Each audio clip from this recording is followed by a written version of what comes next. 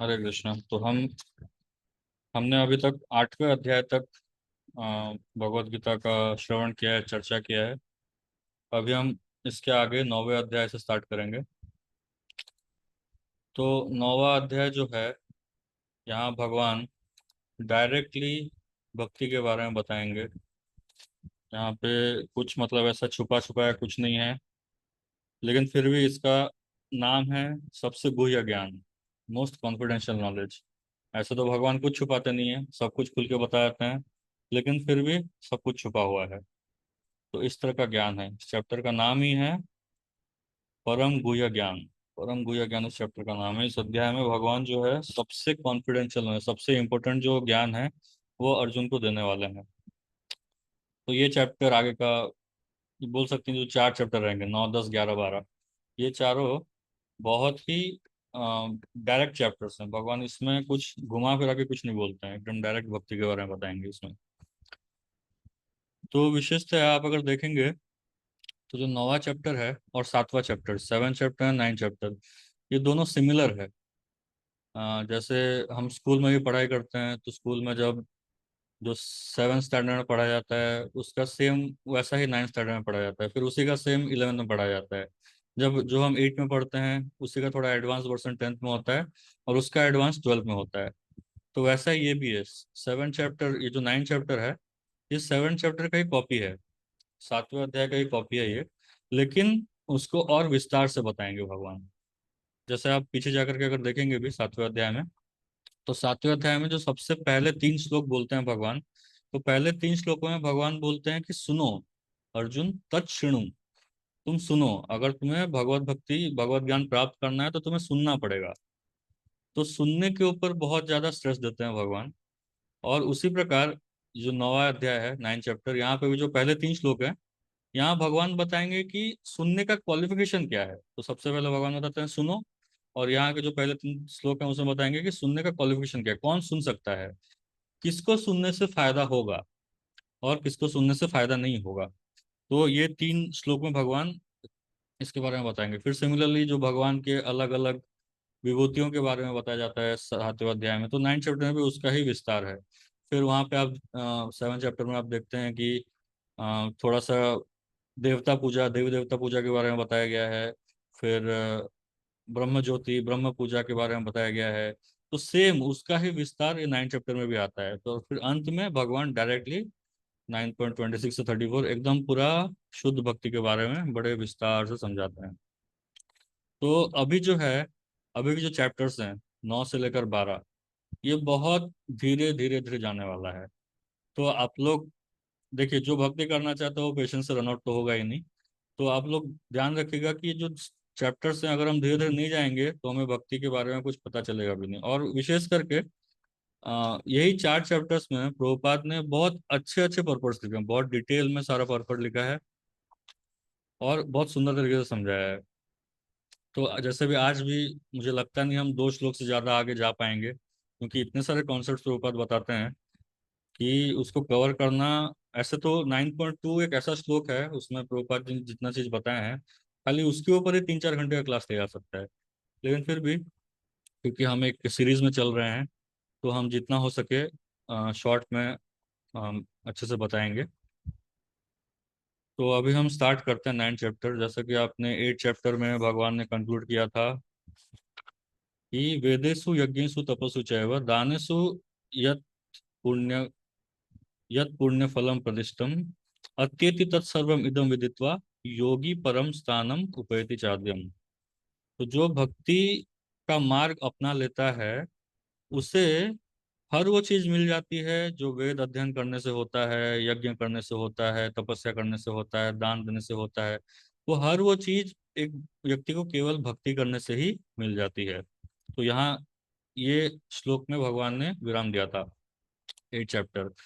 और उसके बाद ये जो 9वां अध्याय है, ये इस प्रकार स्टार्ट होता है। तो chapter 9, the most confidential knowledge, परम गुह्य ज्ञान।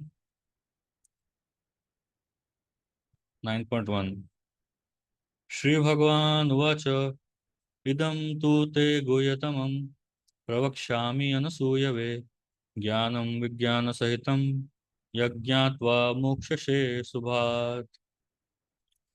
तो भगवान यहाँ बता रहे हैं, इदम तू ते गुह्यतमम, तुम्हारे लिए मैं ये अत्यंत गुह्य ज्ञान तुम्हारे सामने लेकर के आया हूँ।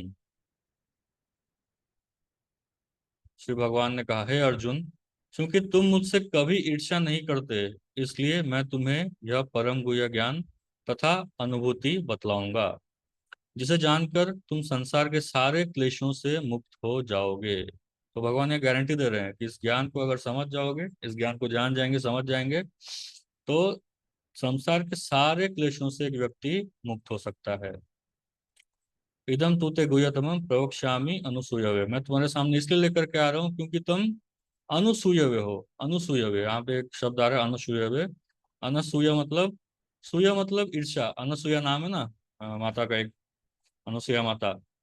तो सूया मतलब एनवी, ईर्ष्या करना, और अनसूया मतलब कोई ईर्ष्या ना होना, ईर्ष्या करने की, ईर्ष्या ना करने की प्रवृत्ति। ज्ञानम विज्ञानम सहितम, ज्ञान के साथ भी, और विज्ञान मतलब जो अनुभूति किया गया है वो विज्ञान के साथ मैं तुम्हें, मतलब तुम ये समझोगे तो क्या हो जाएगा, मोक्ष से अशुभात, जो भी अशुभ चीजें हैं वो सबसे हमें मोक्ष प्राप्त हो जाएगा, वो सबसे हमें मोक्ष मिल जाएगा। तो इसलिए इस ज्ञान को अच्छे से समझना बहुत आवश्यक है। तो तात्पर्य प्रभुपाद जी बताते हैं, जो जो भक्त भगवान के विषयों में अधिकाधिक सुनता है, त्यों तो वह आत्म प्रकाशित होता जाता है। यह श्रवण विधि श्रीमद् भागवत में इस प्रकार अनुमोदित है। भगवान के संदेश शक्तियों से पूरित होते हैं, जिनकी अनुभूति तभी होती है जब भक्तजन भगवान संबंधी कथाओं की परस्पर चर्चा करते हैं। इसे मनोधर्मियों या विद्यालयीन विद्वानों के सानिध्य से नहीं प्राप्त किया जा सकता, क्योंकि यह अनुभूत ज्ञान है। तो यहाँ प्रभुपाद जी बोल रहे हैं कि इस ज्ञान को अगर प्राप्त करना है तो केवल भगवान के भक्तों के संग में ही इस ज्ञान को समझा सकता है। अगर भगवान के भक्तों के संग में ना जा करके कोई ऐसे ही बड़े सुपर ज्ञानी के पास जाएंगे, या जो अपने मन के हिसाब से भगवत गीता का अनुवाद कर रहे हैं उसके पास जाएंगे, तो हमें कुछ समझ में नहीं आने वाला है। तो उसके बाद प्रभुपाद बोलते हैं, भक्तगण परमेश्वर की सेवा में निरंतर लगे रहते हैं। भगवान उस जीव विशेष की मानसिकता तथा निष्ठा से अवगत रहते हैं जो कृष्ण भावना भावित होता है, और उसे ही वे भक्तों के सानिध्य में कृष्ण विद्या को समझने की बुद्धि प्रदान करते हैं। कृष्ण की चर्चा अत्यंत शक्तिशाली है, और यदि सौभाग्यवश किसी को ऐसी संगति प्राप्त हो जाए तो वह इस ज्ञान को आत्मसात करे, तो वह आत्म साक्षात्कार की दिशा में अवश्य प्रगति करेगा। तो प्रभुपाद जी यहाँ एसोसिएशन के ऊपर बहुत स्ट्रेस दे रहे हैं, भक्त संघ के ऊपर बहुत ज्यादा स्ट्रेस दे रहे हैं।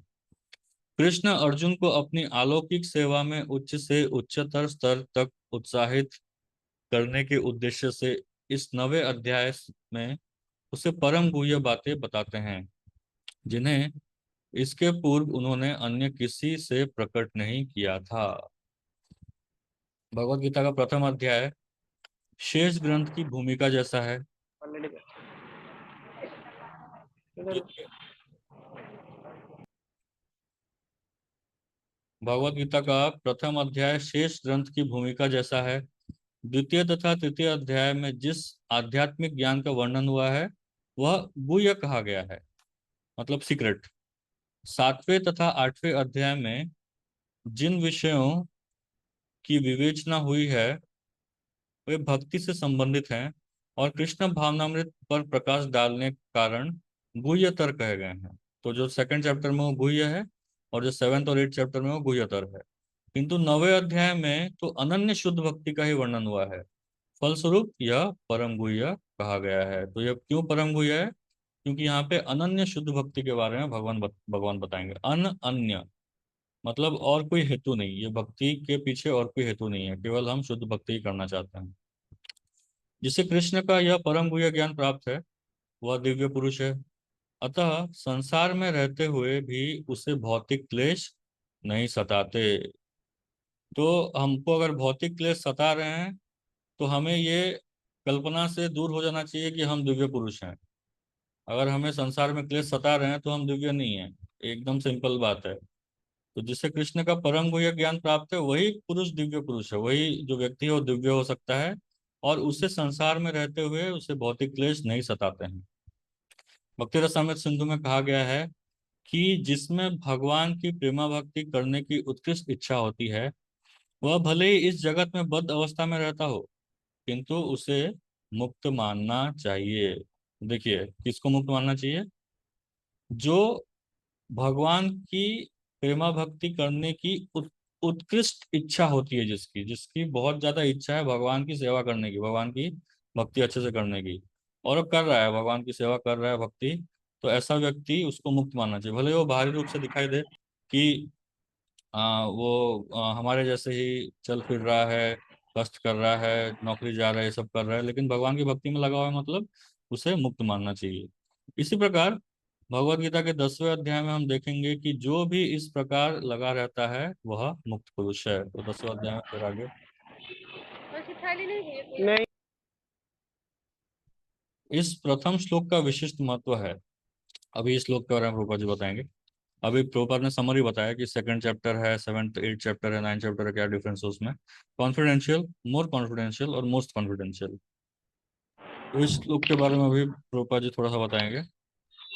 इस हरे कृष्णा, आप लोग अपने आप को म्यूट करके रखिए, ध्यान रखिए, थोड़ा डिस्टरबेंस हो रहा है। इस प्रथम श्लोक का विशिष्ट महत्व है। इदम ज्ञानम, यह ज्ञान शब्द।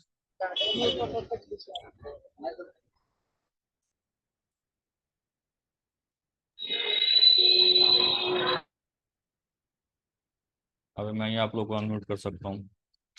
इस प्रथम श्लोक का विशिष्ट महत्व है। इदम ज्ञानम शब्द शुद्ध भक्ति के द्योतक हैं, जो 9 प्रकार की होती है। तो यहाँ प्रभुपाद जी एक और कॉन्सेप्ट लेकर के आ रहे हैं। श्रवणम, कीर्तनम, स्मरणम, पादसेवनम, अर्चना, वंदना, दास्य, साक्ष्य तथा आत्म समर्पण या आत्मनिवेदन। भक्ति के इन 9 तत्वों का अभ्यास करने से मनुष्य आध्यात्मिक चेतना अथवा कृष्ण भावनामृत तक उठ पाता है। इस प्रकार जब मनुष्य का हृदय भौतिक कल्मश से शुद्ध हो जाता है, तो वह कृष्ण विद्या को समझ सकता है। केवल यह जान लेना कि जीव भौतिक नहीं है पर्याप्त नहीं होता। देखिए, ध्यान से सुनिए, केवल यह जान लेना कि जीव भौतिक नहीं है ये पर्याप्त नहीं होता है। यह तो आत्मा अनुभूति का शुभारंभ हो सकता है, किंतु उस मनुष्य को शरीर के कार्य तथा उस भक्त के आध्यात्मिक कार्य के अंतर को समझना होगा, जो यह जानता है कि वह शरीर नहीं है। तो यहाँ पे रूपा जी बता रहे हैं कि जानने के भक्ति करने के 9 अलग अलग तरीके होते हैं। ये जो 9 तरीके बता रहे हैं इसको प्रहलाद महाराज बोलते हैं। जब हिरण्यकशिपु प्रहलाद को पूछते हैं पहली बार कि तुमने सबसे अच्छा क्या सीखा है, तुम अपने स्कूल में जाते हो, तो स्कूल में जा करके तुमने क्या सबसे अच्छा सीखा है, तो वहाँ प्रहलाद महाराज बोलते हैं, श्रवणम कीर्तनम विष्णु, स्मरणम पाद सेवनम, अर्चनम वंदनम दास्यम, साक्ष्यम आत्मा निवेदनम। तो ये 9 प्रकार के माध्यम हैं भक्ति करने के। ये 9 तरीके से भगवान की भक्ति की जा सकती है। तो कौन कौन से हैं? श्रवणम, श्रवण मतलब भगवान की कथा का श्रवण करना। उसके बाद कीर्तनम, कीर्तनम मतलब या तो हम जप करें या हरिनाम संकीर्तन करें, या भगवान के लीलाओं का कीर्तन करें, मतलब लीला के बारे में बताएं, तो ये भी कीर्तन में आता है, श्रवणम कीर्तनम। फिर विष्णु स्मरणम, भगवान विष्णु को स्मरण करना, भगवान कृष्ण की लीलाओं को, उनके गुण को, ये सबको अच्छे से स्मरण करना, ये स्मरण में आता है। फिर पाद सेवनम, भगवान का भगवान या उनके भक्तों का सेवा करना, डायरेक्ट सेवा करने से। लक्ष्मी माता निरंतर पाद सेवा में लगी हुई है भगवान की, उनके चरणों में बैठ करके उनके चरणों को दबा रही है, तो पाद सेवनम। वैसे अर्चना माता है, अर्चन मतलब पूजा पद्धति, जो भगवान को हम पंचरात्र विधि से पूजा करते हैं, घी घी दिया ये सब अर्पण कर करके जो भी अर्चन पद्धति होती है, जो पूजा करते हैं, जो नहा धो करके सब विधियां पालन करनी होती है, तो वो अर्चन, उसको अर्चन कहा जाता है, अर्चन पद्धति। फिर वंदन, वंदन मतलब प्रार्थना करना, वंदना करना, वंदना मतलब प्रार्थना करना, भगवान से प्रार्थना करना।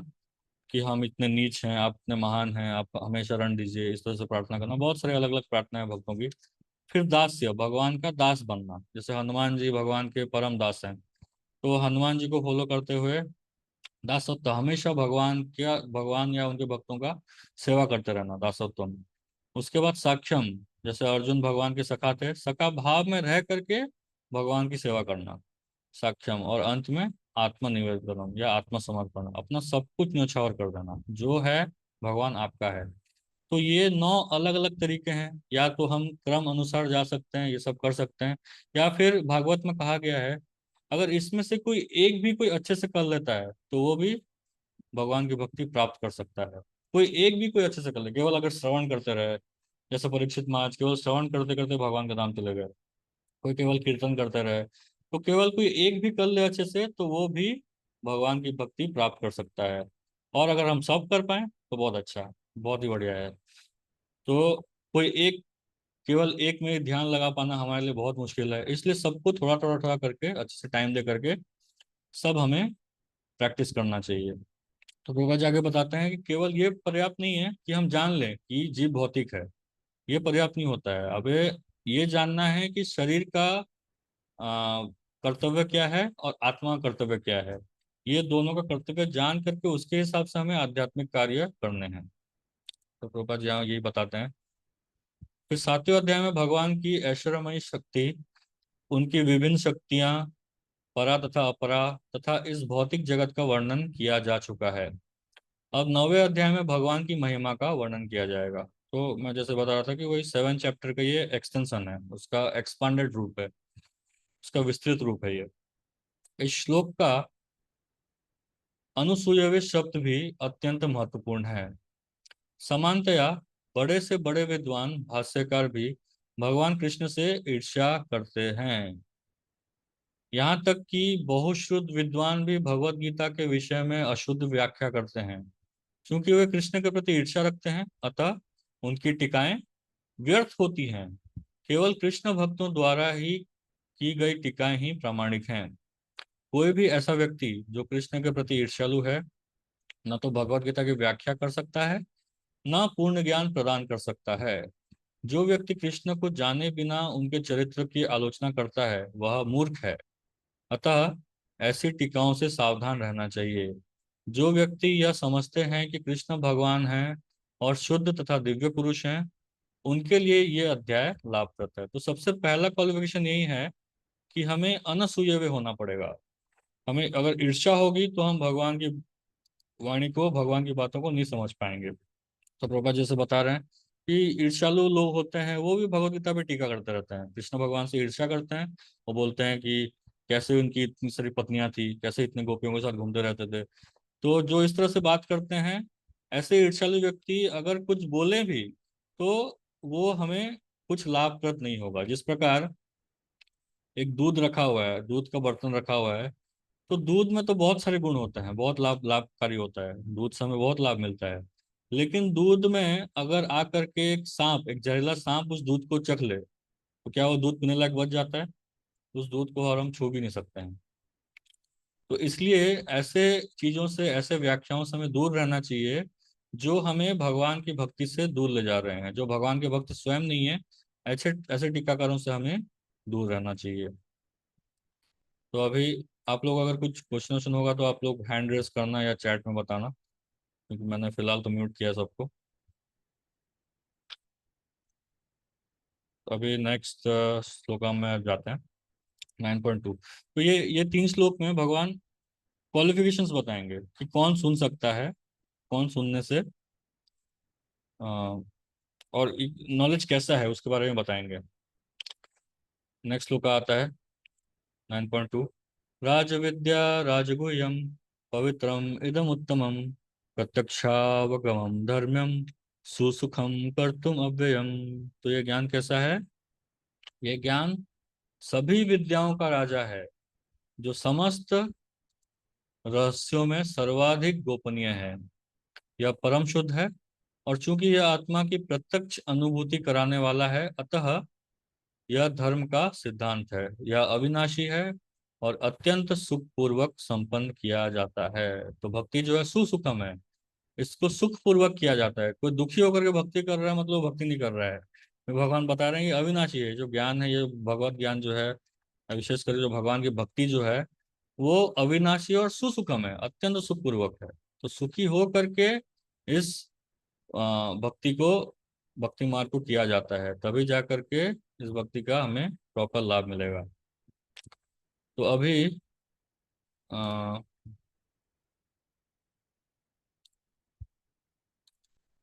अभी आप में से कोई इसको यहाँ से पढ़ सकता है, पहले दो पैराग्राफ पढ़िए।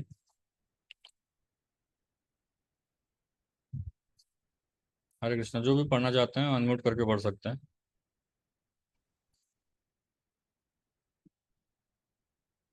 हरे कृष्णा प्रभु जी, मैं पढ़ूं? आप पढ़िए पहले दो पैराग्राफ।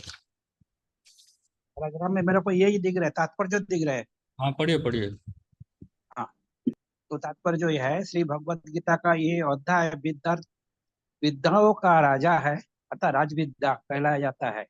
क्योंकि ये पूर्ववर्ती व्याख्या ही तो समस्त सिद्धांत एवं दर्शन का सार है। भारत के प्रमुख दार्शनिक गौतम, कर्नाद, कपिल, याज्ञवल्क्य, शांडिल्य तथा वैशनर है। सबसे अंत में ये व्यासदेव आते हैं, जो वेदांत सूत्रों का लेखक है। और तो दर्शन या दिव्य ज्ञान के क्षेत्रों में किसी प्रकार का अभाव नहीं है। आप भगवान कहते हैं कि ये नवम अध्याय ऐसा समस्त ज्ञान का राजा है, जो वेद अध्ययन से प्राप्त ज्ञान एवं विभिन्न दर्शन की सार है। ये गुज्जतम है, क्योंकि गुज्जो या दिव्य ज्ञान में आत्मा तथा शरीर के अंतर का ज्ञान, अंतर का जाना जाता है। समस्त गुज्ज ज्ञान के इस राजा या राजविद्या या पराकाष्ठा है भक्ति भक्ति योग। पराकाष्ठा है भक्ति योग। सामान्यतया लोगों को इस गुज्ज ज्ञान की शिक्षा नहीं मिलती है, उन्हें बाह्य शिक्षा दी जाती है। जहां तक सामान्य शिक्षा का संबंध है, उसमें राजनीति, समाज शास्त्रों, भौतिकी, रसायन शास्त्रों, गणित, ज्योतिर्विज्ञान, इंजीनियरिंग आदि में मनुष्य व्यस्त रहते हैं। विश्व भर में ज्ञान के अनेक विभाग है और अनेक बड़े बड़े विश्वविद्यालय है, किंतु दुर्भाग्यवश कोई ऐसा विश्वविद्यालय या शैक्षणिक संस्थान नहीं है जहां आत्मविद्या का शिक्षा दिया जाती है। फिर भी आत्मा शरीर का सबसे महत्वपूर्ण अंग है। आत्मा के बिना शरीर महत्वहीन है। तो भी लोग आत्मा की चिंता ना करके जीवन के शारीरिक आवश्यकता के अधिक महत्व प्रदान करते हैं। हरे कृष्णा। तो यहाँ हरे कृष्ण प्रभु। ये प्रभुपाद जी यहाँ बता रहे हैं। प्रभुपाद जी एक जो अलग अलग दर्शन रहते हैं, अलग अलग फिलोसफी हैं, या भारत में विशेष करके छह स्कूल्स हैं। There are 6 schools of philosophy. छह अलग अलग दर्शन के पद्धतियां हैं, अलग अलग स्कूल्स हैं दर्शन के सिद्धांतों के। तो वो वो छह के अलग अलग ऋषि हैं, जैसे गौतम, कन्नाड, कपिल, याज्ञवल्क्य। तो ये अलग अलग प्रकार के जो दर्शन है, जैसे कोई अगर यूपीएससी का तैयारी कर रहा है, आईएएस आईपीएस का तैयारी कर रहा है, तो उनको ये पढ़ाया जाता है। ऐसे तो विशेष करके हर किसी को इसके बारे में ज्ञान होना चाहिए, भारत में हर किसी को ज्ञान होना चाहिए कि हमारे देश के अलग अलग शास्त्र क्या कहते हैं, भगवत गीता क्या कहता है, हर किसी को ज्ञान होना चाहिए। लेकिन दुर्भाग्यवश जो यूपीएससी एस्पायरेंट है, यूपीएससी एस्पायरेंट है, उसी के लिए केवल उसको ही एक ट्रेल पढ़ाया जाता है, वही केवल ये पढ़ता है। वो भी किस लिए? एग्जाम में पास होने के लिए, बस एग्जाम में एक दो नंबर पाने के लिए। तो ये छह प्रकार के स्कूल्स हैं, जो छह प्रकार के होते हैं। उनमें से सांख्य आता है। सांख्य है मतलब ये तरीके हैं भगवान को जानने के, या परम सत्य को जानने के अलग अलग तरीके हैं। तो एक सांख्य आता है, सांख्य के बाद योग आता है, योग के बाद न्याय आता है, न्याय के बाद वैशेषिका आता है, वैशेषिक के बाद मीमांसा आता है, और अंत में वेदांत। तो ये छह प्रकार के जो हैं, ये छह प्रकार की विद्याएं हैं। ये फिलोसॉफी इंडिया में बहुत फेमस है। मतलब जो शास्त्र पढ़ना चाहता है या दर्शन पढ़ना चाहता है, तो ये छह अलग अलग दर्शन को पढ़ता है, उसके बाद वो समझता है। तो जैसे सांख्य है, सांख्य के बारे में कपिल मुनि बताते हैं। सांख्य के जो प्रोपाउंडर हैं, जो फाउंडर है, कपिल मुनि है। फिर सांख्य के बाद आता है योग। योग के जो मेन फाउंडर है वो पतंजलि है। पतंजलि ने योग फाउंड किया था। तो इसमें अलग अलग, जैसे सांख्य में प्रकृति और पुरुष के बारे में बताया गया है। दो दो एंटिटी है, एक पुरुष है एक प्रकृति है। जो पुरुष होते हैं, जो दिव्य पुरुष होते हैं, वो प्रकृति से अफेक्टेड नहीं होते हैं, और प्रकृति को जान करके कि ये नहीं है, ये नहीं है, ये सही नहीं है, ये गलत है, ये गलत है, ये जान जान करके फिर हम पुरुष के बारे में जानने का प्रयास करते हैं। तो एक बहुत ही बेसिक प्रोसेस है, बहुत एम्पिरिकल फिलोसॉफी कहा जाता है इसको, बहुत ही बेसिक प्रोसेस है। उसी प्रकार उसके बाद आता है योग। योग में परमात्मा का ज्ञान होता है, परमात्मा को ध्यान रख करके फिर परमात्मा का ध्यान करके उनके पास जाने का प्रयास किया जाता है। फिर आता है न्याय।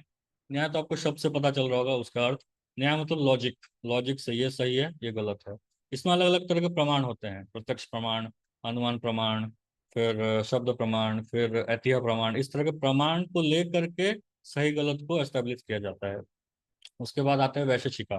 वैशेषिका मतलब उसकी विशेषताएं, चीजों की विशेषताएं, उसके कैरेक्टरिस्टिक्स के ऊपर जान करके वैशेषिका फिलोसॉफी एक चीज के उसके गुण के बारे में जान करके, विशेष करके इसमें प्रत्यक्ष और अनुमान प्रमाण, ये दो प्रमाण ही रहते हैं, वो दो प्रमाण से उस चीज के बारे में जाना जाता है। तो वहां से फिर धीरे धीरे करके सही और गलत का ज्ञान होता है। तो ये वैशेषिक आता है। उसके बाद आता है पूर्व मीमांसा। मीमांसा मतलब जो वेद हैं, जो चार वेद हैं, वो चार वेदों के बारे में उसमें जो रिचुअल्स दिए गए हैं, उसमें जो अलग अलग तरह की पद्धतियां दी गई हैं, उसको फॉलो करना, उसको फॉलो कर करके भगवान के बारे में जानने का प्रयास करना। तो इसके जो प्रोपाउंडर थे उनका नाम था जैमिनी। तो जैसे मैंने बताया, सबसे पहला था सांख्य। सांख्य के कपिल मुनि है। उसके बाद आता है अ, योग। योग के पतंजलि हैं। उसके बाद न्याय आता है। न्याय के हैं गौतम। फिर उसके बाद आता है वैशेषिका। वैशेषिका के जो ऋषि हैं वो कन्नाड ऋषि हैं। फिर जो मीमांसा आता है या पूर्व मीमांसा बोला जाता है, उसके ऋषि हैं जैमिनी ऋषि, जो व्यासदेव के शिष्य थे। और जो अंत में आता है वेदांत। वो जो वेदांत होता है, वेदांत व्यासदेव ने ही लिखा है। वेदांत का अर्थ है उपनिषद। उपनिषद का ज्ञान, उसके बारे में जान करके ब्रह्म और जीवात्मा, ब्रह्म और जीवात्मा ज्ञान के बारे में ये होता है, वेदांत होता है। तो मैंने शॉर्ट में बताया छह फिलोसफीज के बारे में। इसको उन्हें जानना चाहिए। हम अगर नहीं जानेंगे ना, तो कोई भी आकर के हमें कंफ्यूज कर सकता है। तो ऐसे छह प्रकार के स्कूल्स हैं, मेन स्कूल्स हैं। लेकिन ये सबके ऊपर ये भक्ति योग है। ये सभी के ऊपर ये भक्ति योग है। तो इसलिए भगवान बता रहे हैं कि ये सब जो है ठीक है, ये सब है, लेकिन जो भक्ति योग को जान गया उसे ये सब जानने की आवश्यकता नहीं है। उसे ये सब करने की आवश्यकता नहीं है। तो इसके बाद प्रोपा जी बताते हैं कि इस संसार में, ये तो जो फिलोसॉफी हो गया, दर्शन हो गया, लेकिन ये सब कुछ पढ़ाया नहीं जाता है। आजकल जो स्कूल्स में हम जाते हैं, स्कूल या कॉलेज में जाते हैं, ये कुछ पढ़ाया नहीं जा रहा है। आप कॉलेज में जाएंगे तो वहाँ क्या पढ़ाया जा रहा है? Politics, sociology, physics, chemistry, mathematics, ज्योतिर्विद्या, एस्ट्रोनॉमिक्स, इंजीनियरिंग, यही सब पढ़ाया जा रहा है। लेकिन एक भी ऐसा डिपार्टमेंट नहीं है जहाँ जीवात्मा के बारे में डायरेक्ट पढ़ाई किया कराया जा रहा हो। प्रोपा जी जब गए थे, इंजीनियरिंग का जो सबसे उच्च कोटि का जो कॉलेज है, वो आपको यूएस में मिलेगा, अमेरिका में।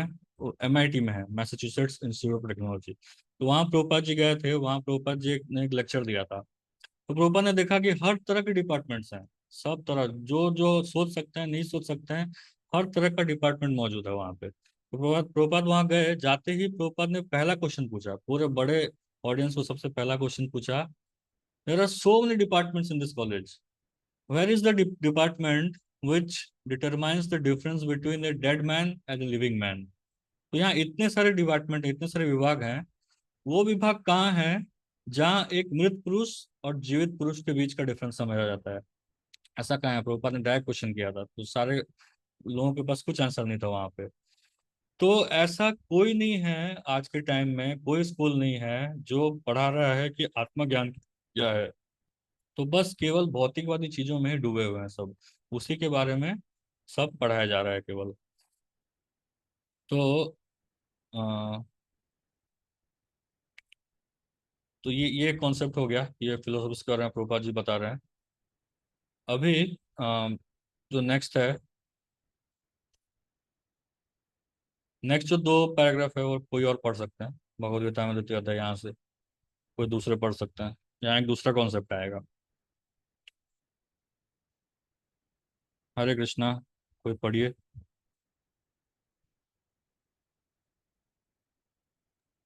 हरे कृष्णा। हाँ अ, आत्मा शरीर का सबसे महत्वपूर्ण अंग है। आत्मा के बिना शरीर महत्व ये नहीं, नहीं। इससे पहले अच्छा। भगवद गीता में द्वितीय अध्याय से ही आत्मा अच्छा। यहाँ से। भगवत गीता में द्वितीय अध्याय से ही आत्मा की महानता पर बल दिया गया है। प्रारंभ में ही भगवान कहते हैं कि शरीर नश्वर है और आत्मा अनश्वर। अन्वंत इमे देहा नित्य सोयोक्ता शरीरन। यही ज्ञान का गुह्य अंश है। केवल यह जान लेना कि यह आत्मा शरीर से भिन्न है। यह निर्विकार अविनाशी और नित्य है। इससे आत्मा के विषय में कोई सकारात्मक सूचना प्राप्त नहीं हो पाती। कभी कभी लोगों को यह भ्रम रहता है कि आत्मा शरीर से भिन्न है, और जब शरीर नहीं रहता या मनुष्य को शरीर से मुक्ति मिल जाती है तो आत्मा शून्य में रहता है और निराकार बन जाता है। किंतु यह वास्तविकता नहीं है। जो आत्मा शरीर के भीतर इतना सक्रिय रहता है वह शरीर से मुक्त होने के बाद इतना निष्क्रिय कैसे हो सकता है।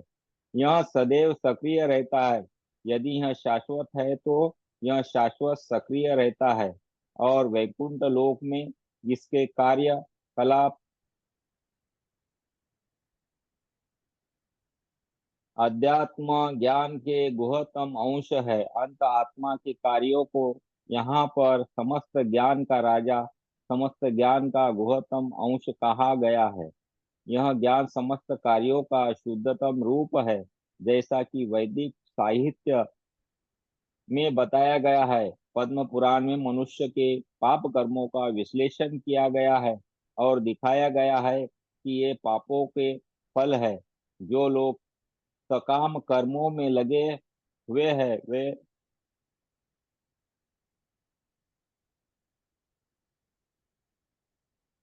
एक मिनट।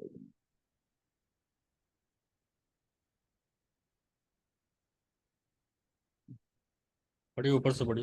जो जो लोग सकाम कर्मों में लगे हुए हैं वे पाप पूर्ण कर्मों के विभिन्न रूपों में अवस्थाओं में फंसे रहते हैं। उदाहरणतः जब बीज बोया जाता है तो तुरंत वृक्ष नहीं तैयार हो जाता। इसमें कुछ समय लगता है।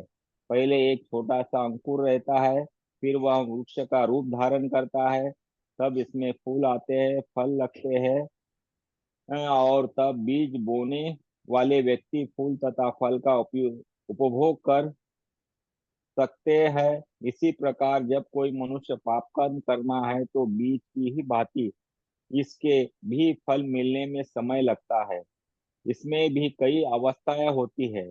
भले ही व्यक्ति में पाप कर्मों का उदय होना बंद हो चुका हो, किंतु किए गए पाप कर्म का फल तब भी मिलता रहता है।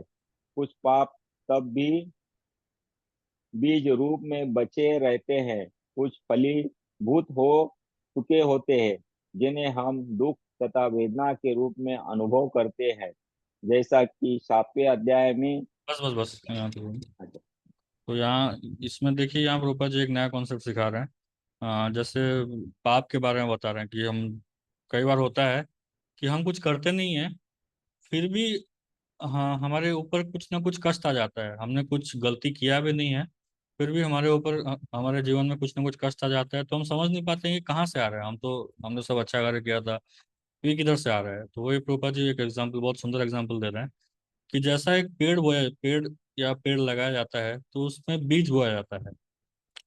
तो उस बीज का, जिस प्रकार का पेड़ है उस प्रकार के पेड़ के अनुसार वो बीज उस तरह से अंकुरित होता है।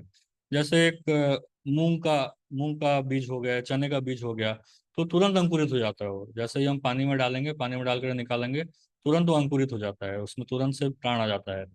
लेकिन कोई और, जैसे बरगद का बीज हो गया या फिर कोई बाम्बू का बीज हो गया, तो उसको जीवन में आने के लिए बहुत समय लगता है। जैसे बाम्बू का पेड़ होता है, उसको 5-6 महीने लग जाते हैं उसको ऊपर आने के लिए। तो जैसा जिस प्रकार का बीज होता है, बीज बोया जाता है, उसको उतना समय लगता है उसको ऊपर आने के लिए। तो उसी प्रकार हमारे जो कर्म है वो भी उसी प्रकार के, हमारे विशेषकर जो पाप कर्म है वो भी उसी प्रकार के हैं। तो जिस प्रकार का हमने पाप कर्म किया होगा, उसका हो सकता है, जैसे हम कोई सोचिए एक आग जल रहा है, आग में जाकर के हम हाथ रख दें तो उसका तुरंत हमको रिएक्शन मिल जाता है। उसी प्रकार कुछ अलग ऐसे ऐसे कर्म होते हैं जिसका रिएक्शन तुरंत नहीं मिलता है, वो हमने बीज बो दिया है, उस पाप कर्म का बीज बो दिया है, लेकिन उसका जो रिएक्शन है वो मिलने में टाइम लगता है। हो सकता है वो इसी जन्म में मिल जाए, हो सकता है वो अगले जन्म में मिले। तो कई बार ऐसा होता है कि अचानक से कुछ हमारे साथ ऐसा बुरा हो जाता है जो हमें समझ में नहीं आता, ये कहाँ से आ गया, क्यों हमारे साथ ऐसा क्यों हुआ, भगवान हमारे साथ ऐसा क्यों कर रहा है। एक्चुअली भगवान ऐसा नहीं कर रहे हैं, हमने उसका बीज कभी ना कभी पहले बोया है, या तो इस जन्म में बोया है या फिर पहले जन्म में बोया है। तो उसका वो प्रफुल्लित होने के लिए टाइम लग रहा है। तो ये जो पाप कर्म है इस तरह से प्रतिफलित होते हैं। जिस प्रकार से हम कार्य करते हैं, जिस प्रकार से हम कर्म करते हैं, जिस प्रकार का पाप करते हैं, उसी प्रकार से वो प्रफुल्लित होता है। तो ये है पाप के बारे में। जैसा कि सातवें अध्याय में अ, जैसा कि सातवें अध्याय के 28वें श्लोक में बताया गया है, जो व्यक्ति समस्त पाप कर्मों के फलों का अंत करके भौतिक जगत के द्वंद्वों से मुक्त हो जाता है, वह भगवान कृष्ण की भक्ति में लग जाता है। दूसरे शब्दों में, जो लोग भगवत भक्ति में लगे हुए हैं वे समस्त कर्म फलों से पहले से मुक्त हुए रहते हैं। इस कथन की पुष्टि पद्म पुराण में हुई है।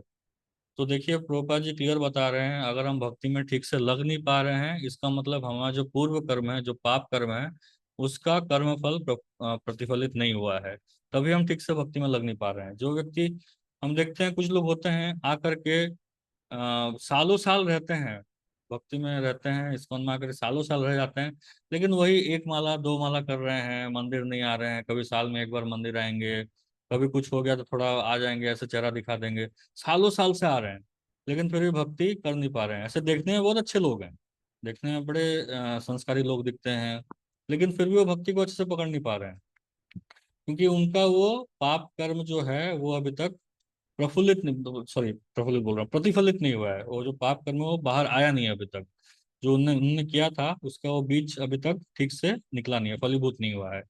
लेकिन कुछ होते हैं जो भक्ति में आते हैं, तुरंत भक्ति को पकड़ लेते हैं और एकदम एक्सप्रेस की स्पीड में आगे भागने लगते हैं। उनको कोई बाधा भी नहीं होती है, कोई कुछ बोल भी दे तो उनको फर्क नहीं पड़ता है, क्योंकि वो अपने इन पापों से आगे बढ़ चुके हैं, जो पाप कर्म है उससे आगे बढ़ चुके हैं। जो लोग भगवत भक्ति में लगे हुए हैं वे समस्त कर्म फलों से पहले से मुक्त हुए रहते हैं। इस कथन की पुष्टि पद्म पुराण में हुई है। अप्रारब्ध फलम पापम पूटम बीजम फलोन्मुखम क्रमेणैव प्रलीयत विष्णु भक्तिर आत्मनाम। तो दो प्रकार के फल होते हैं, एक प्रारब्ध कर्म होता है और एक अप्रारब्ध कर्म होता है। तो प्रारब्ध मतलब जिसका फल हमको मिल चुका है, मतलब जो हमने कर्म किया है उसका फल हमें मिल गया। उसके बाद एक अप्रारब्ध होता है, मतलब हमने कुछ कर्म किया है जो हमें पता है नहीं पता है, वो बीज के रूप में रहता है, बीज के रूप में रहता है, वो सीड के रूप में रहता है। तो वो अप्रारब्ध है, अभी तक उसका फल हमको मिला नहीं है। और पुट मतलब जो हमारी इच्छाएं हैं, गलत चीज करने की इच्छाएं हैं।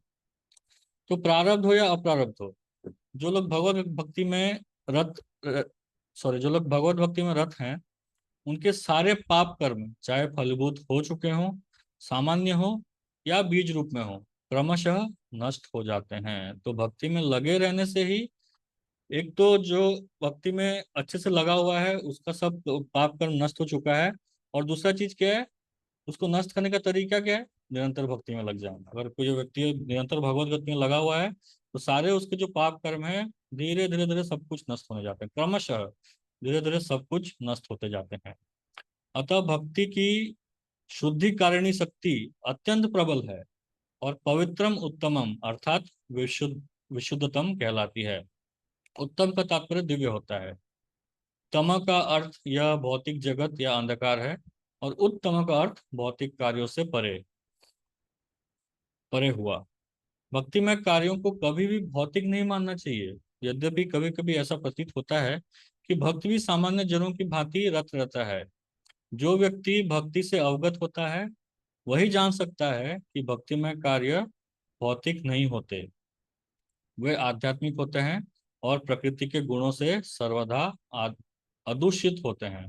तो जो अच्छे से भक्ति कर रहा है वही जान सकता है भक्ति में और साधारण कार्य में फर्क। ऐसे साधारण व्यक्ति जो ऐसे टाइम पास के लिए आ रहा है, ऐसे ही मतलब थोड़ा दिखावे के लिए या कुछ अपने अल्टीरियर पर्पस से आ रहा है भक्ति करने के लिए, तो उसको ये समझ में नहीं आएगा, उसको कभी समझ में नहीं आने वाला है कि भक्ति जो है वो परे है, साधारण कार्यों से ऊपर है। उसको कभी समझ में नहीं आएगा, उसको भी लगेगा कि भक्ति is a part of life.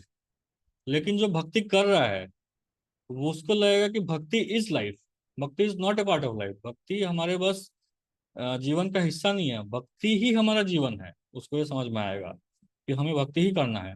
लेकिन जो ऐसे ही कुछ भी टाइम पास करने के लिए आता है या फिर कोई दूसरे पर्पज से आता है, तो उसको यही लगेगा कि हाँ भक्ति जो है वो जीवन का एक अंग है। हाँ बाकी सब कार्य करना है मुझे, भक्ति उसको साइड में रख के करना है।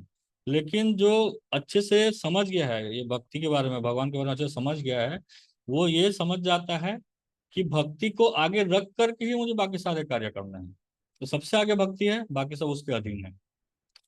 तो ये फर्क रहता है एक आध्यात्मिक व्यक्ति में जो सच में समझ गया है कि भक्ति क्या है, और एक साधारण व्यक्ति में जो भक्ति को अभी तक समझ नहीं पाया है।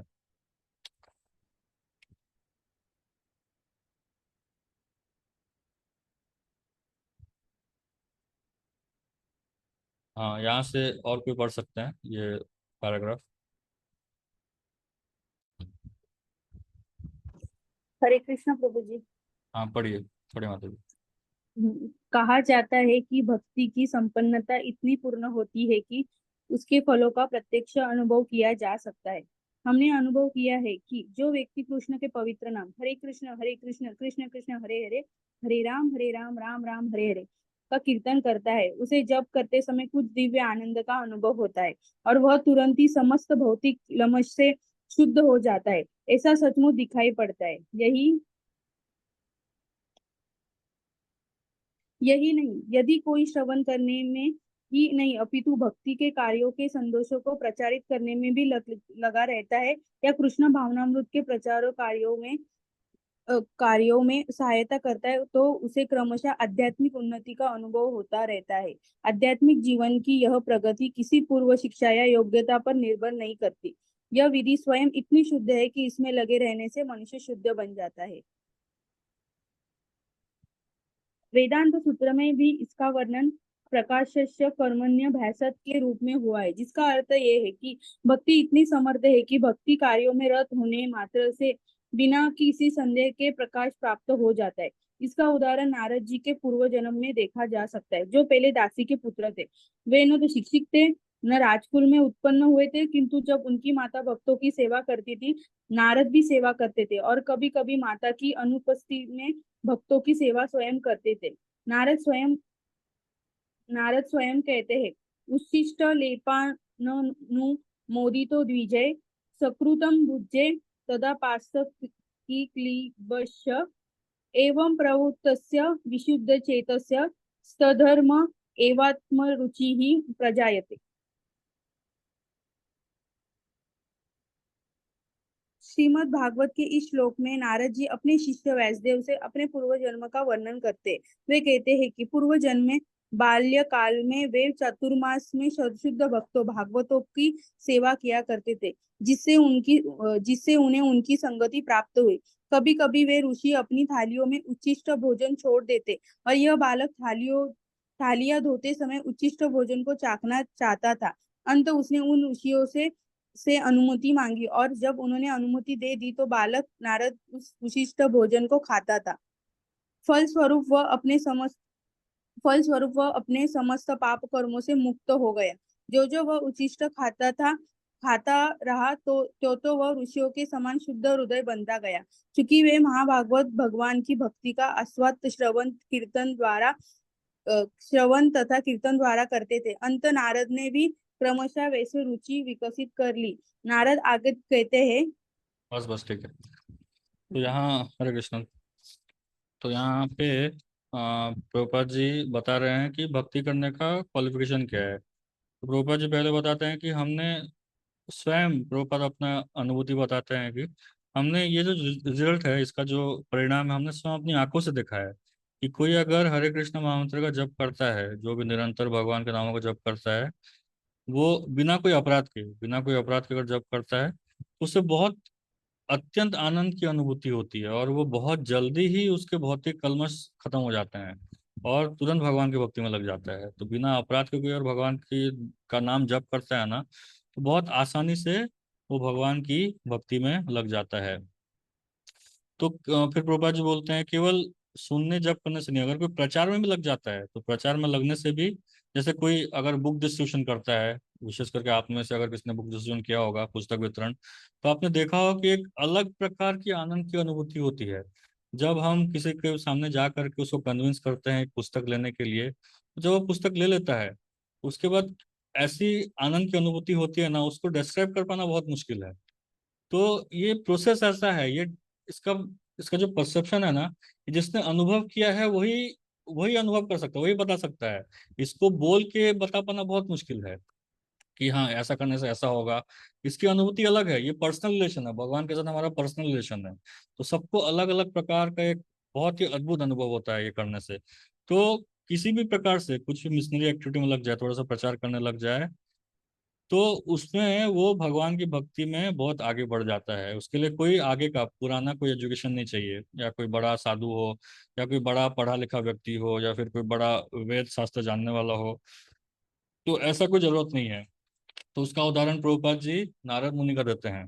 तो नारद मुनि हैं, नारद मुनि भागवतम में जब व्यास देव के पास आते हैं, व्यास देव उनके शिष्य थे, तो व्यास देव को अपना कहानी बताते हैं कि मैं पिछले जन्म में क्या था।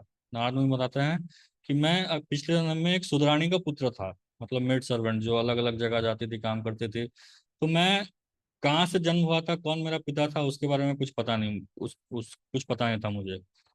लेकिन ऐसा काम करते करते एक बार ऐसा हुआ, चतुर्मास के समय कुछ महाभागवत, कुछ भक्ति वेदांत लोग का भक्ति वेदांत कहा जाता है, कुछ ऐसे चतुर्मास के समय, पहले के समय में जो साधु सन्यासी होते थे, वो घूमते घूमते प्रचार करते थे। लेकिन जो 4 महीना रहता था बारिश का, वो समय में एक जगह में रह करके अपना भजन कीर्तन करते थे, अच्छे से भजन कीर्तन करके अपने आप को चार्ज करके फिर जा करके 8 महीना फिर प्रचार करते थे। तो वैसे ही नारद मुनि जहाँ रहते थे अपनी माँ के साथ, तो वहां आ करके ऐसे कुछ साधु सन्यासी वहां रह गए थे। तो वहां रहने के बाद जो उनकी माता थी उनकी सेवा करती थी, कभी कभी नारद मुनि भी सेवा करते थे। तो ऐसे नारद मुनि जब बालक थे, बच्चे थे उस टाइम में, तो वो जब सेवा करते थे तो सेवा करते करते उनको देखते थे।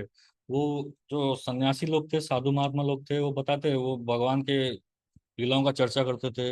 वो कहते थे कि भगवान जब कालिया नाग के ऊपर चढ़े, तो कालिया नाग के ऊपर एक एक सर से दूसरे सर के ऊपर चढ़ चढ़ के जा रहे थे, उसके एक सर से दूसरे सर के ऊपर पटक पटक के अपना पैर रख रहे थे, और ऐसा लग रहा था कि बहुत सुंदर नृत्य हो रहा है, भगवान एकदम बढ़िया डांस कर रहे हैं, बहुत सुंदर ऐसा नृत्य हो रहा है। तो ऐसा सुनते सुनते उनको बड़ा आनंद आता था, और सुनते थे ये सब, और सुनते सुनते उनका सेवा भी करते थे। फिर एक बार, कई बार ऐसा मौका आया कि उनका प्लेट धोने का मौका मिला। वो जिस प्लेट में खाते थे, और प्लेट धोने का मौका मिला, तो उसमें उनसे सुनते सुनते, ऐसे जो शुद्ध भक्त होते हैं उनसे सुनते सुनते उनका उच्चिष्ट खाने का भी इच्छा हो गया। नारद मुनि को उनकी उनका उच्चिष्ट खाने का इच्छा हो गया, मतलब उनका जूठा। तो जूठा जो होता है, भगवद गीता में देखेंगे, जूठा जो चीज होता है वो तमोगुण में आता है। तो ऐसा जूठा चीज को नहीं खाना चाहिए, जैसे जूठा खाएंगे तो रोग बढ़ेगा और अशुद्धि फैलेगी। लेकिन जो शुद्ध भक्त होते हैं, शुद्ध भक्त का जूठा खाने से हमारी भक्ति बढ़ती है, हमारे अंदर जो अनर्थ होते हैं वो नाश होते हैं। लेकिन कैसे, प्रभुपाद जी यहाँ बता रहे हैं कैसे हमें शुद्ध भक्तों का उचित खाना चाहिए, उनका परमिशन लेकर के। ऐसा नहीं कि जबरदस्ती जा करके उनसे ले लिया, उनसे पूछा नहीं और उनका उचित खा लिया। तो उनसे परमिशन लेकर के उनका उचित खाएंगे, तब जा करके हमें उसका लाभ मिलेगा। अगर बिना परमिशन के हम उचित खाते हैं तो उसका कोई फल फल नहीं मिलने वाला है। तो नारद मुनि वही बोलते हैं, उच्चिष्ट लेपान अनुमोदितो दुजे सकृत स्म भुंजे तदपास्त किल्बिष एवं प्रवृत्तस्य विशुद्ध चेतसस् तद्धर्म एवात्मरुचि प्रजायते। तो उनका उच्चिष्ट लेपान अनुमोदित जुजे, अनुमोदित उनसे पूछ करके उनके उच्चिष्ट को मैंने प्राप्त किया, और प्राप्त करने के बाद क्या हुआ, विशुद्ध चेतसास, मेरा जो चेतना है वो विशुद्ध हो गया। और तद धर्म एवात्म रुचि प्रजायते, धर्म में मुझे धीरे धीरे धीरे रुचि आने लगी, रुचि प्रजायते, रुचि आ गई। फिर आगे नारद मुनि बोलते हैं, तत्रान्वहं कृष्ण कथा प्रगायताम अनुग्रहेण श्रवण मनोहरा ता श्रद्धया मे अनुपदम विशृण्वत प्रिय श्रवंग ममाद भवत रुचि।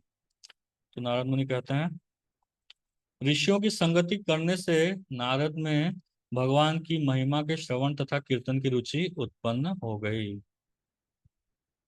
प्रियस प्रियस्रव प्रियस्रव स्वयं मम भवद रुचि। अतः जैसा कि वेदांत सूत्र में कहा गया है, प्रकाशस्य कर्मण्यभ्यासात्, जो भगवत भक्ति के कार्यों में केवल लगा रहता है उसे स्वतः सारी अनुभूति हो जाती है और वह सब समझने लगता है। सॉरी, और वह सब समझने लगता है।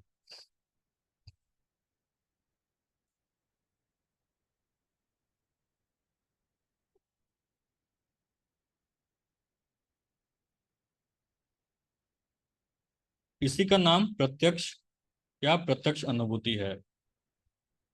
तो आगे थोड़ा सा और बचा है, मैं ही पढ़ देता हूँ। धर्म एवं शब्द का अर्थ है धर्म का पथ। नारद वास्तव में दासी पुत्र थे। उन्हें किसी पाठशाला में जाने का अवसर प्राप्त नहीं हुआ था। वे केवल माता के कार्यों में सहायता करते थे और सौभाग्यवश उनकी माता को भक्तों की सेवा का सुयोग प्राप्त हुआ था। बालक नारद को भी यह सुअवसर उपलब्ध हो सका कि वे भक्तों की संगति करने से ही समस्त धर्म के परम लक्ष्य को प्राप्त कर सके। यह लक्ष्य है भक्ति, जैसा कि श्रीमद् भागवत में कहा गया है, सवै पुंसाम परो धर्मो यतो भक्तिर अधोक्षजे। सामान्यतः धार्मिक व्यक्ति यह नहीं जानते कि धर्म का परम लक्ष्य भक्ति की प्राप्ति है।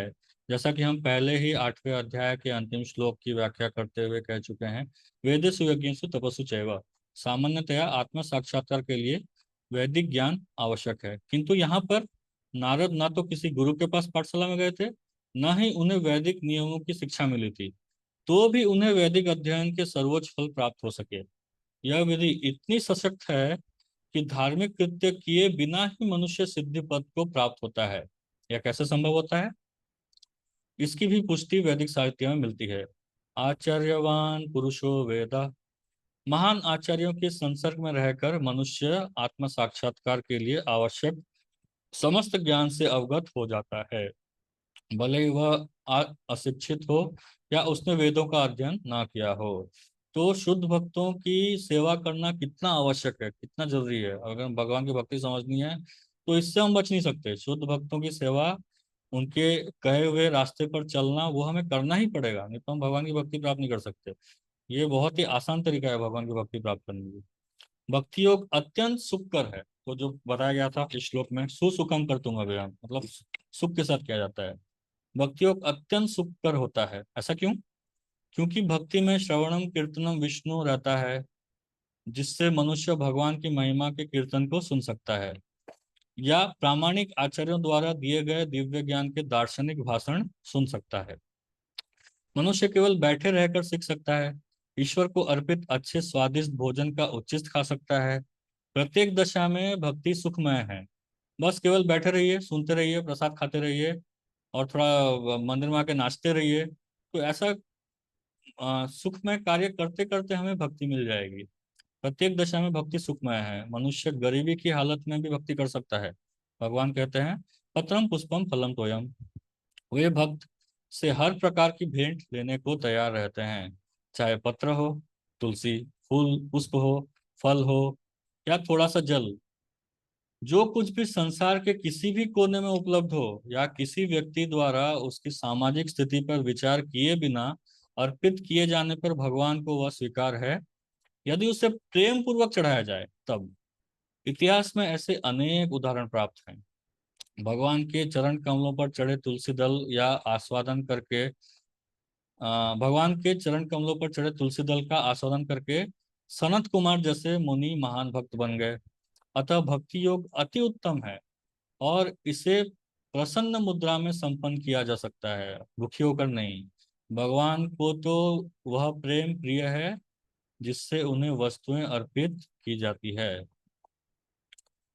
यहाँ पर कहा गया है कि भक्ति शाश्वत है। यह वैसी नहीं है जैसा कि मायावादी चिंतक साधिकार करते हैं।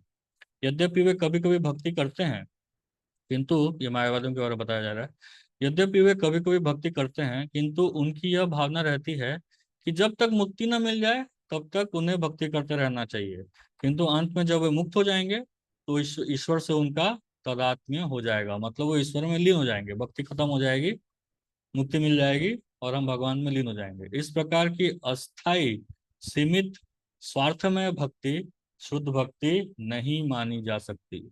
वास्तविक भक्ति तो मुक्ति के बाद भी बनी रहती है। जब भक्त भगवत धाम को जाता है तो वहां भी भगवान की सेवा में रत हो जाता है, वहां भगवान से तदाकार नहीं होना चाहता। जैसा कि भगवत गीता में देखा गया है, तो भगवान से एक नहीं होना चाहता है, भगवान की सेवा ही करना चाहता है एक भक्त जो होता है। जैसा कि भगवत गीता में देखा जाएगा, वास्तविक भक्ति मुक्ति के बाद प्रारंभ होती है। मुक्त होने पर जब मनुष्य ब्रह्म पद पर स्थित होता है तो उसकी भक्ति प्रारंभ होती है। समस्त सर्वेषु भूतेषु मद भक्ति लभते पराम। सभी जीवात्माओं को एक समान जब देखने लगता है तब वो भक्ति करने लगता है। मद भक्ति लभते पराम। कोई भी मनुष्य कर्म योग, ज्ञान योग, अष्टांग योग या अन्य योग करके भगवान को नहीं समझ सकता। इन योग विधियों से भक्ति योग की दिशा में किंचित प्रगति हो सकती है, किंतु भक्ति अवस्था को प्राप्त हुए बिना कोई भगवान को समझ नहीं पाता। श्रीमद् भागवत में इसकी भी पुष्टि हुई है कि जब मनुष्य भक्ति योग संपन्न करके विशेष रूप से किसी महात्मा से श्रीमद् भागवत या भगवत गीता सुनकर शुद्ध हो जाता है तो वह कृष्ण विद्या या तत्व ज्ञान को समझ सकता है। तो बार बार प्रभुपाद जी यही चीज को स्ट्रेस दे रहे हैं कि हमें एक शुद्ध भक्त के मुख से श्रवण करना है, शुद्ध भक्त का सेवा करना है, उनका उच्चिष्ट लेना है, मतलब यही सब बार बार प्रभुपाद जी इस पर स्ट्रेस कर रहे हैं। एवं प्रसन्न मनसो भगवत भक्ति योगतः। जब मनुष्य का हृदय समस्त व्यर्थ की बातों से रहित हो जाता है तो वह समझ सकता है कि ईश्वर क्या है। इस प्रकार भक्ति योग या कृष्ण भावनामृत समस्त विद्याओं का राजा और समस्त गुह्य ज्ञान का राजा है। तो भक्ति योग जो है सभी विद्याओं का राजा है। यह धर्म का शुद्धतम रूप है और इसे बिना कठिनाई के सुखपूर्वक संपन्न किया जा सकता है। अतः मनुष्य को चाहिए कि इसे ग्रहण करे। हरे कृष्णा। तो बहुत बहुत धन्यवाद। तो ये अभी हम सेकंड श्लोक तक ही खत्म कर पाए। इसके बाद जो है थर्ड श्लोक में अभी भगवान और थोड़ा बताएंगे कि कौन सुन सकता है।